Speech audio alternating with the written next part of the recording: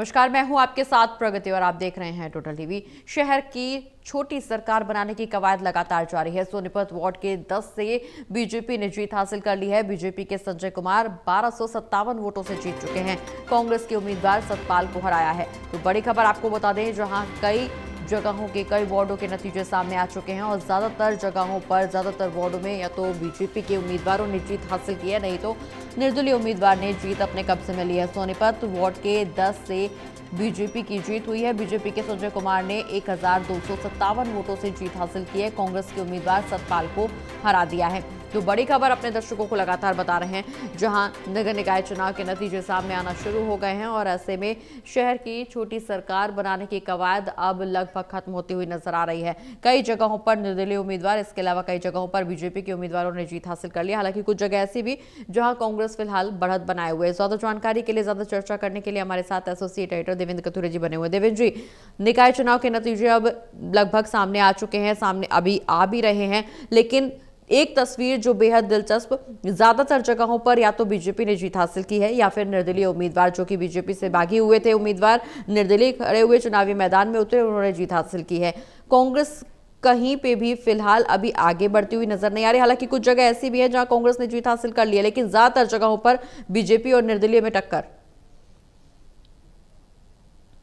देखिए प्रगति, अपनी पहली टिप्पणी करूं तो मैं ये कहूंगा, कांग्रेस प्राथमिकता नहीं है इस चुनाव की वोटर्स की जी, लेकिन जो कुछ उसको मिला है उतने में ही मेरे को लगता है गुजारा करना पड़ेगा। कांग्रेस ने जोर तो बहुत लगाया था, लेकिन लोगों को लगा नहीं कि कांग्रेस के साथ जाने से क्या फायदा, क्योंकि सरकार तो बीजेपी की है। जी, मुख्यमंत्री ने जहां जहां प्रचार किया, कैबिनेट मंत्री, उन्होंने ये कहा कि सरकार के साथ जाना आपके लिए फायदेमंद है, आपको विकास चाहिए। ट्रिपल इंजन सरकार, तिगनी रफ्तार का नारा इस बार भी दिया गया, जैसे पिछले चुनाव में दिया गया था। अभी तक जो रुझान आए हैं और धीरे धीरे अब तो साफ होता ही जा रहा है, वार्डों में तो पार्षद चुनाव जीत गए हैं। दो तीन चीजें गौर करने लायक है प्रगति। एक तो उकलाना, जो हिसार जिले में है। हिसार हिसार राजनीतिक तौर पे काफी आक्रामक जिला है। बिल्कुल। बड़ी खबर अपने दर्शकों लेकिन को बता वहां दें, पर अंबाला मेयर चुनाव में बीजेपी आगे है। अंबाला मेयर चुनाव राउंड 3 में बीजेपी आगे बढ़ती हुई नजर आ रही है। बीजेपी प्रत्याशी अक्षिता सैनी को 17,600 वोट मिले हैं। आजाद उम्मीदवार सोनिया चौधरी को 14,620 वोट मिले। बीजेपी प्रत्याशी 2,980 वोटों से आगे चल रहे हैं। अंबाला मेयर चुनाव में बीजेपी आगे चल रही है। तो बड़ी खबर अपने दर्शकों को लगातार बता रहे हैं, जो अंबाला चुनाव में बीजेपी आगे चल रही है। मेयर चुनाव राउंड 3 में बीजेपी ने बढ़त बनाई हुई है, बीजेपी आगे है। बीजेपी प्रत्याशी अक्षिता सैनी को 17,600 वोट मिले हैं। आजाद उम्मीदवार सोनिया चौधरी को 14,620 वोट मिले हैं। बीजेपी प्रत्याशी 2,980 वोटों से आगे चल रही है। एसोसिएट एडिटर अनिल कुमार जी हमारे साथ जुड़े हुए। अनिल जी, अंबाला मेयर चुनाव में बीजेपी आगे है। मेयर चुनाव के राउंड 3 में बीजेपी आगे बनी हुई है। इस दौरान अक्षिता सैनी को 17,600 वोट मिले हैं। अंबाला में जो है अक्षिता सैनी जो बीजेपी की उम्मीदवार है, उसको 17,600 वोट मिले हैं और वो 2,980 वोटों से इंडिपेंडेंट कैंडिडेट सोनिया चौधरी से आगे चल रही है। हालांकि कुलविंदर कौर सैनी जो है वो कांग्रेस की है, वो तीसरे नंबर पे है। 11,296 वोट तीसरे राउंड के बाद मिले हैं और ये स्थिति अंबाला की है। और इसी तरह अगर सोनीपत की बात की जाए तो 11 राउंड की काउंटिंग हो चुकी है। वहाँ 11 राउंड की काउंटिंग के बाद बीजेपी के मेयर पद के उम्मीदवार राजीव जैन को 65,629 वोट मिले हैं और कांग्रेस के कमल दीवान को 44,658 वोट मिले हैं और 20,971 वोटों से जो है बीजेपी उम्मीदवार राजीव जैन आगे चल रहे हैं। और पंचकुला की बात करें तो छठे राउंड की काउंटिंग हो चुकी है और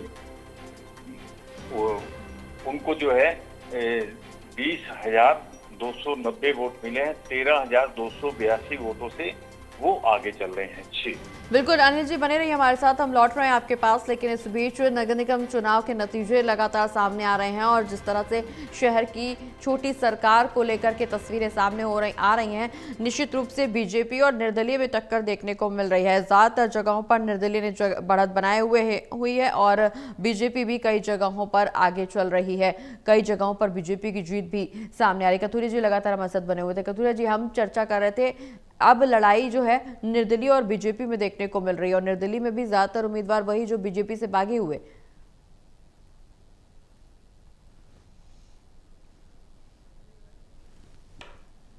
देवेंद्र जी, आवाज मिल पा रही है आपको हमारी?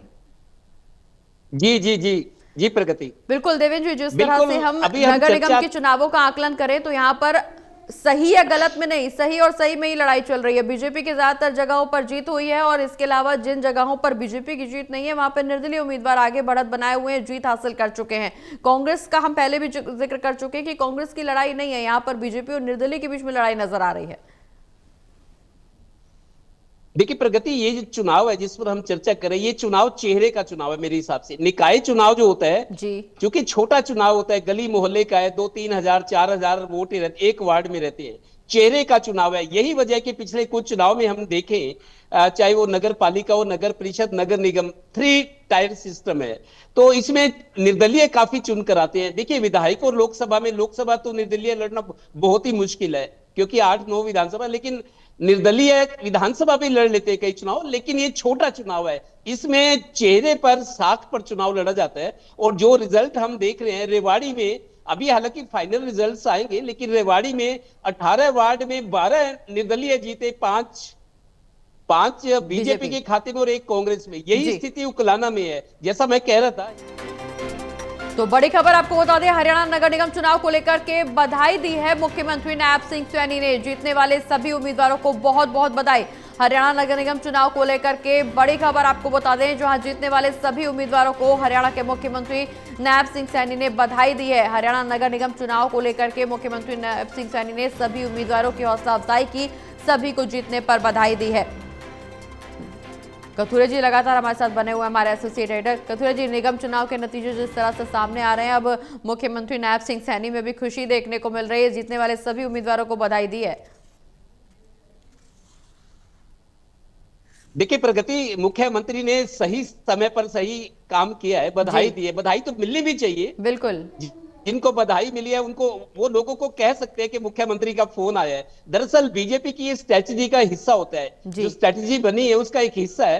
जो लोग निर्दलीय जीते हैं या किसी तरीके जीते हैं, जो गैर बीजेपी उम्मीदवार रहे हैं, एक तरह से मुख्यमंत्री उनको बधाई तो दे रहे हैं, उनको न्योता भी दे रहे हैं, आइए हमारी छतरी के नीचे आइए। वो पहले से ही उम्मीद थी, जो जीतेंगे वो सरकार के साथ जाएंगे, क्योंकि सीधा मुख्यमंत्री तक उनकी पहुंच होगी। अगर वो बीजेपी से जुड़ते हैं, एक तरह से न्योता दे रहे हैं, इनडायरेक्टली बधाई तो दे रहे हैं मुख्यमंत्री कि आप बीजेपी की छतरी के नीचे आइए, आप पर धूल आंधी बारिश का कोई असर नहीं रहेगा, महफूज रहेंगे। तो एक तीर से 2 निशाने, सियासी तौर पर इसे हम कहेंगे। तो मुख्यमंत्री ने सही टाइम पर सही कदम उठाया, और मुख्यमंत्री की ये बधाई शायद कांग्रेस को अखरेगी कि हमारे साथ क्या हुआ, और मुख्यमंत्री बधाई दे रहे हैं जो बीजेपी के जीते हैं उनको भी, और जो गैर बीजेपी हैं लेकिन कांग्रेसी भी नहीं है, जो निर्दलीय है, एक तरह से बधाई तो दे रहे हैं। सियासी तौर पर जो रणनीति होती है, बधाई दे रहे हैं, उनको न्योता भी दे रहे हैं कि आ जाइए कांग्रेस की बीजेपी की छतरी के नीचे, और मुख्यमंत्री से सीधा जुड़ाव रहेगा, आपके काम होंगे,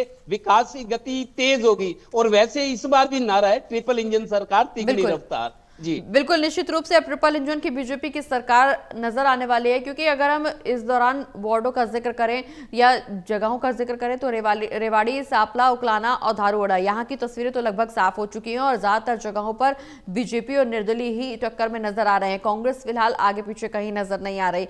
लेकिन अगर हम अन्य जगहों का जिक्र करें तो वहां पर कुछ जगह ऐसी भी हैं जहां कांग्रेस ने फिलहाल जीत हासिल की है, लेकिन ज्यादातर जगहों पर निर्दलीय। संदेश क्या जनता में जा रहा है? जिस तरह से बीजेपी और कांग्रेस के बीच में कांटे की टक्कर नजर आ रही थी, दावा बीजेपी और कांग्रेस की तरफ से किया जा रहा था, लेकिन अब जो तस्वीर आ रही है, निर्दलीय आगे बढ़ रहे हैं, निर्दलीय बढ़त बनाए हुए हैं। जनता के बीच में क्या मैसेज?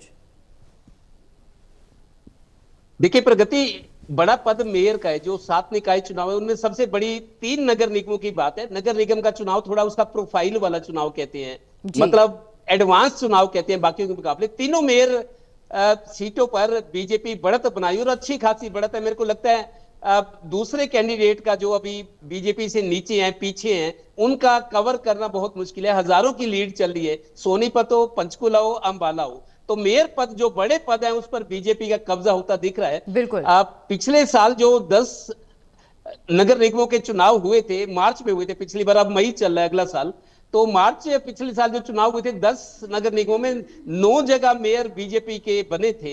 एक खाली मानेसर में एक लेडी जीती थी, वो निर्दलीय, लेकिन वो भी अब पिछले दिनों इस चुनाव से पहले निकाय के वो बीजेपी में आ चुकी है। तो मेयर पद का चुनाव जो है, मेयर निगम के जो पार्षद हैं, मेयर का जो पद है उसमें बीजेपी का ट्रैक रिकॉर्ड बहुत बेहतर रहा है, मतलब लगभग क्लीन स्वीप जैसा मान सकते हैं। और आज मेयर पदों पर जो चुनाव चल रहा है, जो गिनती चल रही है, फाइनल रिजल्ट आएंगे, लेकिन हजारों की लीड लेकर तीनों जगह सोनीपत, पंचकुला, अंबाला में बीजेपी के प्रत्याशी आगे चल रहे हैं। लेकिन उकलाना में उलटफेर हुआ है। उकलाना में मुख्यमंत्री गए, बड़े बड़े कैबिनेट मंत्री गए थे, लेकिन उकलाना में बीजेपी नहीं जीत सकी। तो बीजेपी के जो रिएक्शन आ रही है वो ये है कि बीजेपी ने काम नहीं किए। उकलाना में गैर बीजेपी एक रीना सोनी, महज 22 साल की लड़की ने बीजेपी को एक तरह से नहीं जीतने दिया।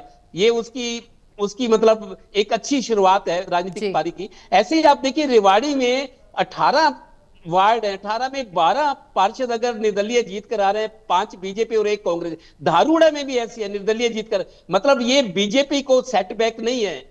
दक्षिण हरियाणा में, रेवाड़ी में, धारूड़ा में बीजेपी को सेटबैक नहीं है। राव इंद्रजीत, जिनके सिफारिश पर, जिनकी अगुवाई में ये चुनाव लड़ा जा रहा था, मेरे को राव इंद्रजीत के बीजेपी में भी विरोधी है, विरोध तो होता ही है, बीजेपी में भी है, कांग्रेस में ज्यादा है।